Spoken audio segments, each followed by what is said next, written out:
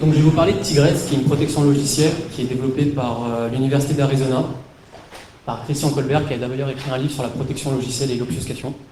Et donc ils ont développé une protection depuis maintenant 10 ans et ils ont mis à disposition des challenges. Donc il y a 7 challenges, il n'y a que le premier qui a été résolu par quelqu'un de chez Google.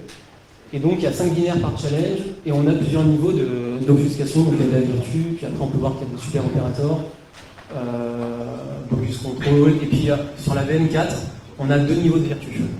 Donc déjà, qu'est-ce que la vertu? C'est juste le fait de pouvoir, de recréer son propre ISA, donc son propre jeu d'instructions, et du coup, on va devoir redévelopper le fonctionnement interne d'un CPU, et donc on va fetcher une instruction, décoder l'instruction, et en fonction du décode, on va appeler les handlers qui vont exécuter la sémantique de l'instruction. Donc par exemple, des plus, des adds, des plus, des moins, des multiplications, etc. Et donc du coup, on a beaucoup de code pour pas beaucoup de choses. Et le challenge en lui-même, c'est donc tous les challenges prennent un input et renvoient un hash. Et la fonction de hachage, elle a été obfusquée. Et donc le problème, c'est comment retrouver l'algorithme de hachage d'origine sans justement toute la virtualisation et toutes les obfuscations. Alors, on a voulu être de manière générique sur toutes les VM, donc il y avait 25 VM, donc avoir un script générique sur toutes les protections et de reconstruire un binaire valide avec juste l'algorithme de hachage d'origine.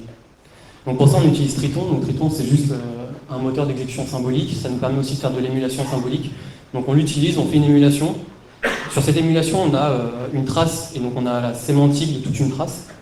Sur cette sémantique, on va juste définir une variable symbolique, qui est donc du coup l'input utilisateur, donc par exemple 1, 2, 3, 4, que j'ai placé sur le premier exemple. Et ensuite, on va faire une première phase d'optimisation qui est, on va concrétiser tous les nœuds qui n'ont aucun lien avec l'entrée utilisateur. Donc par exemple, tous les nœuds en gris, on va les concrétiser, donc on va juste évaluer les sous-graphes pour donner une valeur qui est concrète, et à la fin on a un arbre qui est beaucoup plus petit. Alors pour vous donner un exemple, sur la VM4, qui était 2 niveaux de vertu, il y avait sur une trace 77 millions d'instructions exécutées, et à la fin on arrivait avec juste ça, une trace de 1000 expressions. Alors 1000 expressions, c'est encore moins en instruction, parce qu'une instruction a plusieurs expressions. Ensuite on va passer sur une forme canonique. Alors on utilise Haribo qui a été présenté ce matin.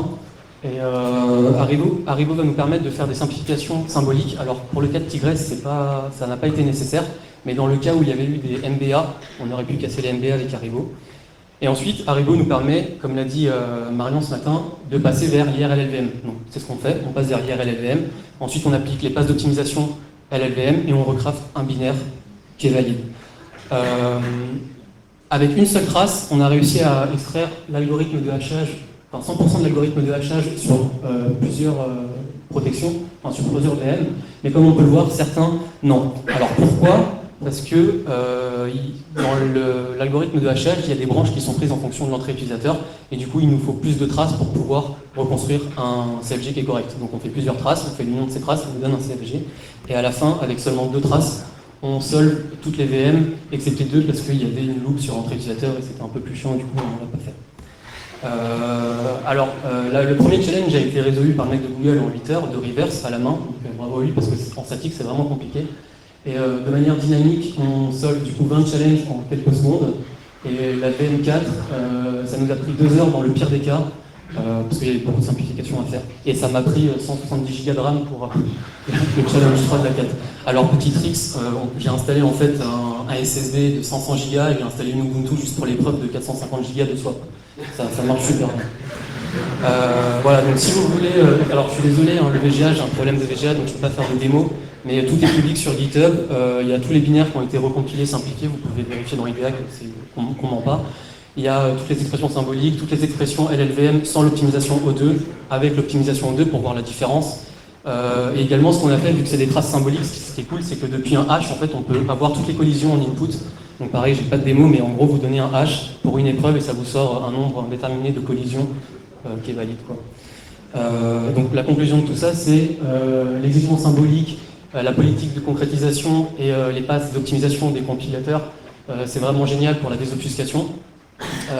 L'équipe Tigress est au courant de ça et ils étaient contents justement qu'on a cassé ça de manière symbolique parce qu'ils sont en train de pousser un nouveau papier académique qui présente une nouvelle protection anti-symbolique exécution. Donc on n'en a pas dit plus, c'est dans les mois qui arrivent et on attend avec impatience en quoi c'est vraiment anti-symbolique exécution, est-ce qu'il y a des MBA, si c'est le cas, est-ce qu'on va pouvoir utiliser un REBO, etc. Voilà, c'est tout, si vous avez des questions.